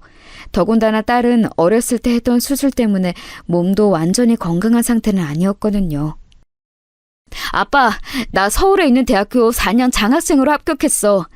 이제 나도 성인이니까 돈 벌어서 우리 가족한테 도움이 되도록 노력할게. 아빠, 그동안 너무 고생 많았어. 혼자 우리 먹여 살리느라 잠도 못 자는 아빠 보면서 얼마나 마음이 아팠는지 몰라. 아들, 고맙다. 아빠가 너희에겐 할 말이 없어. 너무 미안하고 또 미안하다. 그리고 고맙다. 해준 것도 없는데 이렇게 공부를 열심히 해서 대학을 장학생으로 가다니 너무 고마워. 자랑스러운 우리 아들은 무려 서울에 있는 대학을 4년 장학생으로 합격했어요. 제대로 지원해준 것도 없는데 이런 결과를 가져오니 고마운 마음뿐이었습니다. 장남이 대학을 가고 몇 년 뒤 딸도 대학에 가게 되었어요. 자식들에게 해준 것은 하나도 없는데 다들 잘 자라주어 얼마나 고마웠는지 모릅니다. 자식들이 이렇게 대학에 간 것은 기뻤지만 장모님의 증상은 더 심해졌어요. 심지어 장모님은 치매에 걸리게 되어 환청과 환각에 시달리셨습니다. 아유, 우리 딸이 저기에 있어. 자네, 우리 미선이 안 보이나? 저기에 우리 딸이 우리를 보고 있잖아. 이리 와, 우리 아가 이리 와. 엄마한테 와. 장모님, 아내는 세상에 없어요. 그거 아내 아니에요. 아내는 이미 하늘로 갔어요. 이제 현실을 직시하셔야 해요. 장모님, 제발요. 세상에 없다니 그게 무슨 소리인가. 바로 저기에 우리 딸이 있는데. 아가, 이리 와. 내 새끼. 소중한 내 새끼. 우리 딸이 왜 죽어? 안 죽었어. 안 죽었다고. 내 딸은 살아있어. 그러니까 죽었다는 소리 하지 마. 장모님은 날이 갈수록 증상이 매우 심해지셨어요. 악을 쓰고 환청을 듣는 날도 많아졌습니다. 그런 장모님을 모시고 사는 것은 상당히 힘든 일이었죠. 그래도 저는 불만 없이 장모님을 잘 돌봤습니다. 하늘로 먼저 간 아내를 생각하면 당연히 그래야 하는 일이었어요. 다행히 빚은 갚았어도 가난한 생활은 여전했습니다. 닥치는 대로 일해도 아이들의 학비를 내고 최소한의 생활을 하면 모은 돈이 전혀 없었거든요. 자식들이 성인이 되고 자기 앞길을 알아서 개척하고 있는 것도 저는 미안했습니다.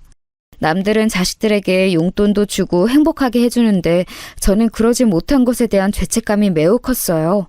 아이들이 대학에 가고 장모님과 단 둘이 사니까 더 가난해지기 시작했습니다. 돈을 벌기 위해 제가 집을 비우면 장모님을 돌볼 수 있는 사람이 없었거든요. 아빠, 방학이라 내려왔어. 그런데 진짜 공장에 가서 일할 거야? 아빠는 도대체 언제 쉬어? 우리 방학 아닐 때는 새벽에 잠도 안 자고 운전한다며. 진짜 아빠 일하는 거 보면 너무 속상해. 그래도 아빠가 너희들에게 손 벌리지 않으려고 노력하는 거야. 해준 것도 없는데 손까지 벌릴 수는 없잖니. 이럴 때 벌어야 목돈이 생기고 그러는 거다. 할머니 부탁해. 아빠 일하고 올게. 아들과 딸이 방학이라 잠시 집에 내려오면 그때를 노려 공장에 가거나 막노동을 하며 돈을 모았어요.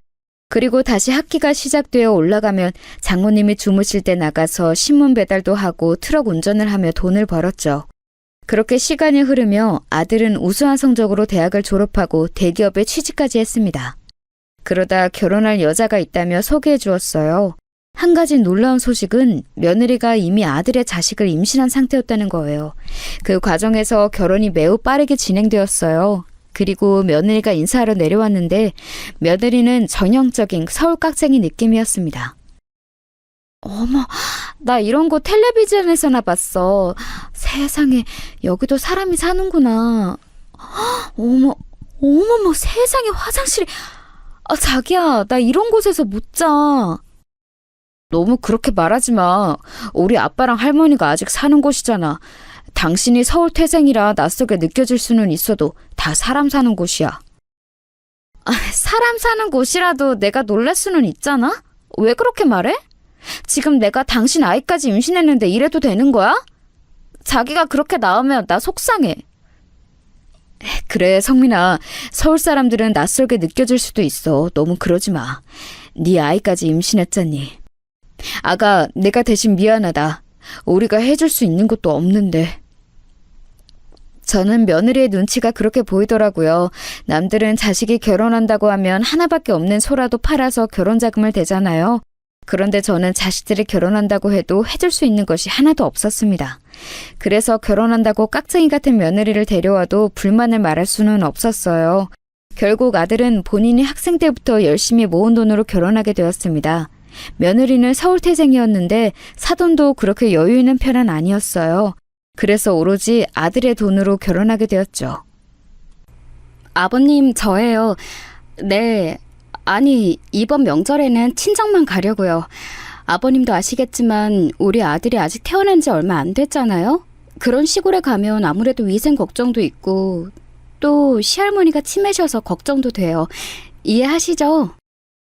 아, 그러니? 알겠다. 아이는 건강하게 잘 자라고 있지? 시간이 되면 내가 올라갈까? 차라리 내가 가는 건 어떠니? 아니요. 아버님 힘들게 뭘 오세요. 그리고 이 얘기는 그냥 아버님이 남편에게 말해서 내려오지 말라고 해주세요. 제가 얘기 꺼내면 또 부부싸움 할 게 뻔하거든요. 무슨 뜻인지 아시죠? 아, 알아들었다. 내가 그럼 아들한테 전화해서 이번 명절은 둘러대고 오지 말라고 할게. 아가, 네가 편한 대로 하렴. 그래, 알겠다. 며느리는 노골적으로 장모님과 제가 사는 집을 오기 싫어했어요. 특히 아이가 태어나고는 아기를 위한다며 오는 것을 꺼려했습니다. 저는 며느리가 부탁하면 아들에게 전화해서 제 의견인 척 오지 말라고 했어요. 마음속으로는 당연히 우리 아들은 물론이고 손자도 보고 싶었죠. 하지만 해준 게 없으니 바랄 수가 없더라고요. 바로 다음 해에 딸도 결혼했는데 며느리와 달리 사위는 매우 저에게 잘해주었습니다. 장인어른, 저 왔어요. 백화점에 들러 한우도 사왔으니까 구워 드세요. 그리고 이건 과일 바구니예요. 식사를 잘 챙기셔야 건강한 몸을 유지할 수 있어요. 아시죠? 아이고, 성서방. 내가 자네한테 너무 미안해서 어떡하지? 해준 것도 하나도 없는데 이렇게 매번 집에 올 때마다 바리바리 들고 오니까 내가 얼굴을 들 수가 없어. 미안하네. 장인어른, 그렇게 말씀하시면 제가 오히려 서운해요. 이렇게 착하고 예쁜 따님과 결혼하게 해주신 것만으로도 저는 감사한걸요. 자, 그럼 빨리 우리 제가 사온 소고기 구워 먹어요. 사위는 며느리와 달리 아주 살갑게 저를 대해주었어요. 또 집이 여유 있는 집이라 딸은 오히려 결혼하고 난 뒤의 삶이 더 행복해 보였습니다. 그렇게 아들 부부는 결혼하고 얼굴을 잘 보지 못했어요. 아빠, 미안해요. 일이 너무 바빠서 도저히 시간이 나지 않아요. 이번에는 꼭 내려가려고 했는데 대신 이번 일만 끝나면 어떻게든 시간을 내서 내려갈게요. 아니다. 일도 바쁜데 이번에도 굳이 내려오지 말고 처가만 들려. 아빠는 괜찮아. 그리고 손자도 어린데 굳이 집에 오면 힘들잖니. 아버지, 죄송해요. 할머니는 좀 어떠세요? 저번에 갔을 때 보니까 상태가 많이 안 좋아 보이던데. 그리고 아내가 전화했다고 하던데 들으셨죠? 장모님이야 뭐 내가 잘 돌볼게. 너는 걱정하지 마. 며느리? 그럼 들었지. 그래. 아들과 전화를 하면 아들은 종종 저에게 며느리가 한 말을 들었냐고 묻더라고요. 저는 며느리 얘기가 나오면 그냥 매번 자연스럽게 얘기를 돌렸어요. 사실 무슨 얘기인지도 모르고 넘기는 게 다수였습니다. 그렇게 몇 년이 지나고 치매를 심하게 앓던 장모님이 아내를 따라 하늘로 가게 되었어요. 장모님을 모시는 것이 힘들긴 했어도 막상 돌아가시니까 속상한 마음이 컸습니다. 하나밖에 없는 딸을 고생시킨 게 너무 죄송했는데 당신마저 돌아가시니 우울하더라고요. 혼자 시골에 있으니 밥을 먹는 것도 사치스럽게 느껴졌어요. 아빠, 그냥 우리 집으로 오세요. 나 아빠까지 돌아가시면 정말 속상해서 못 살 것 같아요. 그 집 처분하고 저랑 같이 살아요. 마침 아들이 시골에서 제가 혼자 사는 게 안쓰럽다고 합가하자는 제안을 했습니다. 평소 같았으면 며느리 눈치가 보여서라도 거절했을 거예요. 그런데 저 때는 저도 상태가 좋지 않았어요. 가난해도 어떻게든 같이 살던 때가 오히려 그리울 정도였습니다. 그래서 집을 처분하고 그 돈을 아들네 집에 주는 대신 합가하게 되었어요. 아들 부부는 그 돈을 받고 더 넓은 집으로 갈 수 있게 되었죠. 또 제가 그동안 죽어라 일해서 모은 돈도 보태서 아들 부부는 훨씬 좋은 집에서 살 수 있었습니다. 아예 금전적인 도움을 주지 않은 것은 아니라 저도 나름 체면은 차릴 수 있겠다고 생각했어요. 하지만 며느리의 반응은 전혀 달랐습니다. 아버님, 지금 뭐 하시는 거예요? 제가 부엌은 제 공간이라고 하지 않았어요? 아버님이 자꾸 부엌에 오시면 제가 너무 불편하다고 몇 번을 말해야 하나요? 미안하다. 내가 아까 아침을 안 먹어서 배가 고파서. 미안하다. 금방 다시 들어갈게. 며느리는 제가 방 밖을 나가서 거실이나 부엌에 가면 그렇게 눈치를 주었어요. 제대로 끼니를 챙겨주지도 않았습니다. 속상했지만 제가 이런 말을 아들에게 할 수는 없었어요. 아들은 일이 너무 바빠 집에 와서 겨우 잠만 자고 나가는 일상을 지속했거든요. 그러다 문득 아내와 우리 아이들과 같이 살던 고향이 그리워졌습니다. 그 지역 바다가 보고 싶어져서 혼자 무작정 집을 나가 고향에 간 날이 있었어요. 그런데 정말 뜻밖의 일이 일어났습니다. 아니 이게 누구야? 세상에 상준이 아니냐? 아이고 그동안 어떻게 살았어 이 사람아? 어르신 오랜만이에요. 저는 뭐 이 지역 떠나고 처가댁으로 가서 살았어요. 그러다 빚쟁이가 거기까지 와서 겨우 고생해서 빚 갚고 지금은 아들하고 서울에서 살고 있어요. 와, 여긴 여전하네요. 저기 식당도 그대로고. 아내는 하늘로 갔어요. 아내랑 같이 왔으면 얼마나 좋아했을까요? 아이고, 그랬구나. 아니, 그나저나 상준아, 그게 문제가 아니야. 너 병철이 기억나지? 병철이가 만약에 네가 다시 고향에 오면 꼭 소식 전해달라고 했어. 여기 명함 이거 남기고 계속 매년 찾아오고 있는데 도통 네 소식을 알아야 전하지. 우리가 얼마나 널 찾았는지 아냐? 예전부터 알던 어르신은 뜻밖의 소식을 전해주었어요. 우연히 고향에 갔더니 세상에 우리 집을 망하게 한 병철이의 소식을 들을 수 있었습니다. 사실 어르신이 병철이 얘기를 꺼내셨을 때 당황하기도 하고 반갑지 않았어요. 그런데 어르신은 기어코 제 손에 병철이의 명함을 쥐어주셨습니다. 그리고 저는 그 명함을 보고 매우 당황하면서 화가 났어요. 그 명함에서 병철이는 무려 중견기업의 회장님이었거든요. 어르신, 병철이가 아니 회장이라고요? 이 새끼가 지금 그래서 너를 그렇게 찾았어. 네가 만약 고향에 오면 꼭 연락 달라고 얼마나 사정하든지 몰라. 예전에 네가 병철이 때문에 고통받았던 거 나도 아는데 그래도 연락이라도 해봐. 뜻밖의 소식을 전해 듣고 다시 버스를 타고 서울로 오며 저는 생각이 아주 많아졌습니다. 막상 연락하면 병철이가 도대체 어떤 반응을 보일지 궁금하기도 했어요. 그러면서 그동안 고생했던 게 억울하기도 했습니다. 이렇게 그럴듯한 기업의 회장이 될 때 저는 돈 버는 기계로 살았잖아요. 억울한 마음을 가지고 집에 도착했는데 병철이 소식 때문에 끼니 때를 너무 놓쳐 배가 고팠습니다. 마침 들어갔더니 집에 아무도 없더라고요. 이때다 싶어 부엌에 가서 라면이라도 먹으려고 했는데 냄비에 갈비찜이 있었어요. 평소 같았으면 손도 대지 않았을 텐데 그날따라 너무 배가 고파 저도 모르게 갈비찜을 아주 조금 덜어내서 방으로 가져가려고 했죠. 그런데 그 순간 며느리가 집에 들어와서 제가 갈비찜을 손에 든 모습을 목격했습니다.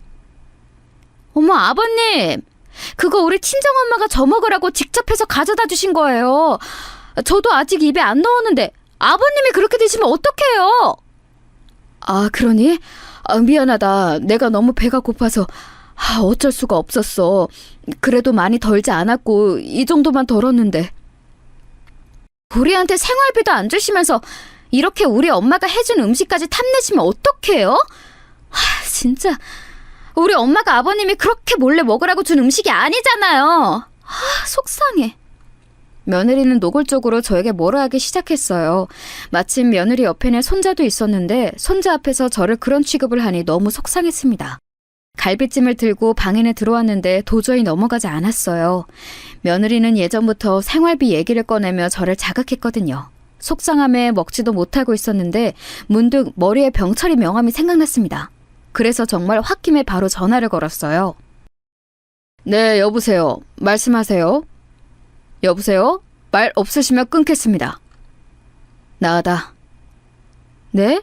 뭐라고? 아니, 잠시만. 이 목소리는 설마 너 상준이니? 상준이야? 그래, 나다. 이놈아, 나라고. 병철의 목소리를 들으니 갑자기 서러움과 그동안 고생했던 게 떠오르며 눈물이 나기 시작했습니다. 멈추려고 해도 멈춰지지 않았어요. 제가 울기 시작하자 병철이도 덩달아 울며 미안하다는 말을 반복하더라고요. 미안하다. 내가 미안해, 상준아. 내가 너희 가족에게 못할 짓을 했어. 너무 미안해. 내가 사람을 보낼 테니 날 보러 와주겠어? 미안하다. 병철이는 바로 다음 날에 사람을 보내 자기를 보러 오게 했습니다. 저는 만나면 일단 욕이나 실컷 퍼부으려고 했어요. 그런데 그럴 수가 없었습니다. 왜냐하면 병철이가 보낸 차를 타고 간 곳은 바로 회사가 아니고 대학병원이었어요. 어리둥절하게 내리니 비서는 저를 데리고 고급 VIP실로 데려갔습니다. 들어갔더니 병철이는 병상에 누워 매우 수척한 상태였어요. 보자마자 너무 미운데 또 한편으로는 반가운 마음도 들고 매우 복잡한 마음이 들었습니다. 그래서 말도 못하고 엉엉 울자 병철이는 더 목 놓아 울기 시작했어요. 그렇게 한참을 울다 진정하고 대화를 시작했습니다. 겨우 회사를 차려서 몸을 갈아일했지. 그 과정에서 우리 아내도 하늘로 먼저 갔어. 그리고 나도 이렇게 병상에 있다. 아마 얼마 남지 않았을 거야. 내가 죽을 때가 되니 다른 사람보다 너희 가족이 그립더라. 너무 미안하고 또 미안해. 미안하다는 말은 몇 번을 해도 모자라겠다. 그렇게 우릴 괴롭혔으면 좀 잘 살기라도 했어야지, 인간아. 이렇게 누워서 죽을 날을 기다리는 게 말이 되냐? 상준아, 그래도 우리가 인연은 인연인가 보다. 내가 너를 그렇게 찾았던 이유가 바로 이 회사를 너에게 주려고 그래. 내가 자식이 없는 거 알지? 그동안 너를 괴롭게 했던 거 이렇게라도 사죄하고 싶어. 병철이는 매우 놀라운 소식을 들려주었어요. 자기 회사를 저에게 지명해서 물려주겠다는 소리를 했죠. 그 소리에 저는 매우 당황했습니다. 하지만 나는 기업에 대해 아무것도 모르는 걸. 내가 갑자기 너희 회사 회장이 되면 나는 뭐 할 수 있는 게 공장에서 일한 지식뿐인데 운전하고 내가 뭘 하겠어. 됐다. 말이라도 고마워. 아, 그건 걱정하지 마. 이미 실무를 담당할 직원들이 많아. 너는 그냥 직함을 가진 채로 돈만 챙기면 돼. 그냥 바지 사장이라고 생각해. 내가 너한테 기업을 주지 못하면 마음 편하게 죽을 수가 없어. 내 평생의 한이야. 병철이는 거절하는 저를 기어코 물려받게 했어요. 너무 뜻밖의 일이라 저는 이걸 아무에게도 말을 할 수가 없었습니다. 아들과 딸에게 말을 해야 하는데 저조차도 믿기지 않는 일이라 선뜻 말하기가 무서웠어요. 그 뒤로 저는 시간이 나면 병철이의 병문안을 가서 예전 일도 얘기하고 시간을 보냈습니다. 내가 상준이 네가 나타나니 얼마나 마음이 편한지 몰라. 이제는 죽어도 여한이 없어. 연락해줘서 고맙다. 너무 고맙고 미안하다. 먼저 하늘에 가서 내가 너희 아내와 장모님 돌보고 있을게. 상준아, 미안하다. 병철이는 그렇게 저와 마지막 순간을 같이 보내고 하늘로 가게 되었습니다. 병철이가 미리 변호사도 몇 명이나 구해놔서 저는 그냥 가만히 앉아서 사인만 하면 되는 상황이었어요. 매우 얼떨결에 중견기업의 회장이 되어 현실이 믿기지 않았죠. 정말로 제가 막대한 재산의 소유자가 되었다는 것을 깨닫자 우리 아들과 딸에게 소식을 알리고 싶었습니다. 그동안 해준 것도 없는 아빠 밑에서 자라느라 고생한 우리 자식들을 생각하니 눈물이 나왔거든요. 그렇게 마음을 먹고 딸과 아들에게 시간을 내어 주말에 보자고 했죠. 흔쾌히 알겠다는 말에 얼마나 뿌듯했는지 모릅니다. 그렇게 주말에 자식들을 볼 생각에 신이 난 채로 집에 갔는데 며느리가 있더라고요. 마침 배가 고팠던 저는 며느리에게 같이 식당에 가지 않겠냐고 제안했어요. 식당이요? 아버님 뭐 드시고 싶은 거 있으세요? 비싼 건 안 돼요. 여기 집 앞에 중국집 가는 거 어떠니? 오랜만에 짜장면이 먹고 싶어서. 그래요, 그럼. 마침 재영이도 집에 있으니까 같이 나가서 먹고 들어오자 뭐. 저는 이제 돈도 생겼으니 제가 며느리와 손자에게 맛있는 것을 사주고 싶었어요. 이제 생활비도 낼 수 있으니 며느리와 관계가 가까워질 거라 생각했죠. 그렇게 중국집에 가서 주문하는데 문득 돈이 생기니 평소에는 먹을 생각을 하지 않았던 탕수육이 눈에 들어왔습니다. 사장님, 저희 탕수육도 하나 주세요. 어머, 아버님, 탕수육까지 드시게요? 배고프세요? 이미 짜장면 하나씩 시켰잖아요. 굳이 15,000원을 더 추가해서 시키고 싶으세요? 오랜만에 탕수육이 먹고 싶네. 어차피 얼마 안 하니까 시켜서 먹자. 참나, 얼마 안 하긴. 생활비도 1원 하나 안 내는 양반이. 아버님은 진짜 눈치가 없으세요? 안 그래도 돈 부족한데 탕수육이 웬 말이에요. 입에 탕수육이 들어가세요? 제가 탕수육을 시키자 며느리는 저에게 뭐라 하기 시작했습니다. 워낙 돈에 예민한 며느리가 속상했어요. 그래도 이제 저도 돈이 많이 생겼고 또 그놈의 생활비도 줄 수 있다고 말하려고 했어요. 그런데 그 순간이었습니다. 옆에 앉아있던 손님이 저를 향해 말을 걸었어요. 회장님, 안녕하십니까? 저 김비서입니다. 그 사람은 바로 저를 병철이의 병실로 데려갔던 그 비서였어요. 김비서는 90도로 인사하며 몰라봬서 죄송하다고 인사했습니다. 뭐야? 당신 사람 잘못 보셨어요. 회장은 무슨 돈도 없는 양반한테. 아니요, 우리 회장님 맞습니다. 얼마 전에 전 회장님이 돌아가시면서 회사를 물려받으셨어요. 정식 승계가 끝났습니다. 뭐라고요? 아버님, 이 사람 말이 맞아요? 아니, 무슨 회장? 어디 뭐 작은 사무실인가? 김비서는 자기 수투에서 명함을 꺼내 며느리에게 보여주었어요. 그 명함에는 제 이름이 있었고 떡하니 회장이라는 단어가 있었죠.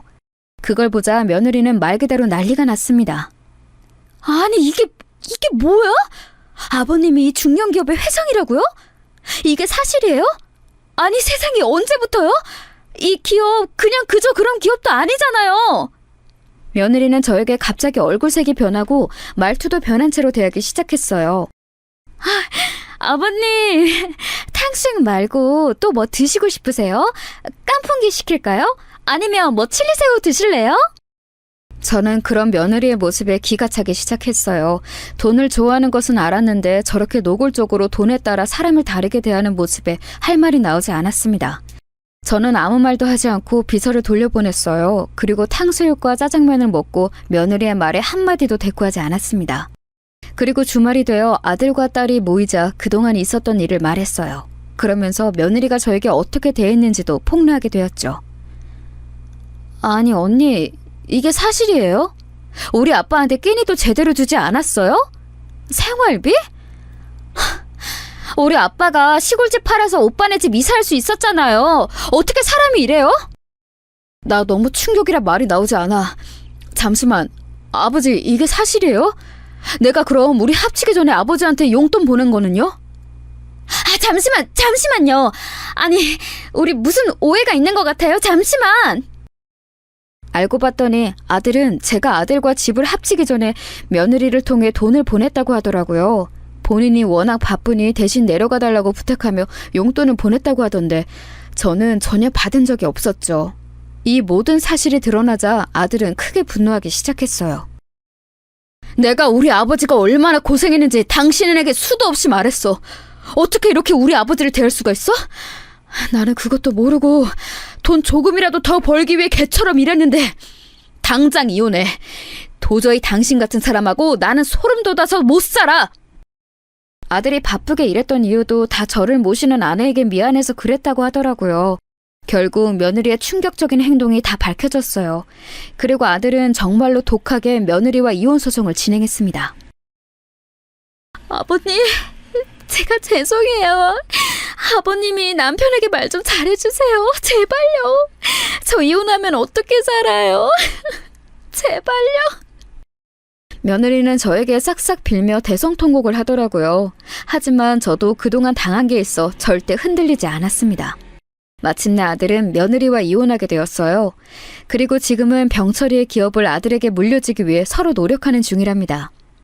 여기까지가 제 사연인데 여러분 어떻게 들으셨나요? 되돌아보면 참 파란만장한 인생이었습니다. 하늘로 먼저 간 아내와 장모님, 그리고 병철이가 그리워요. 나중에 저승에서 만나면 할 얘기가 아주 많을 것 같아요. 제 사연을 들어주셔서 감사합니다. 그럼 이만 마치겠습니다.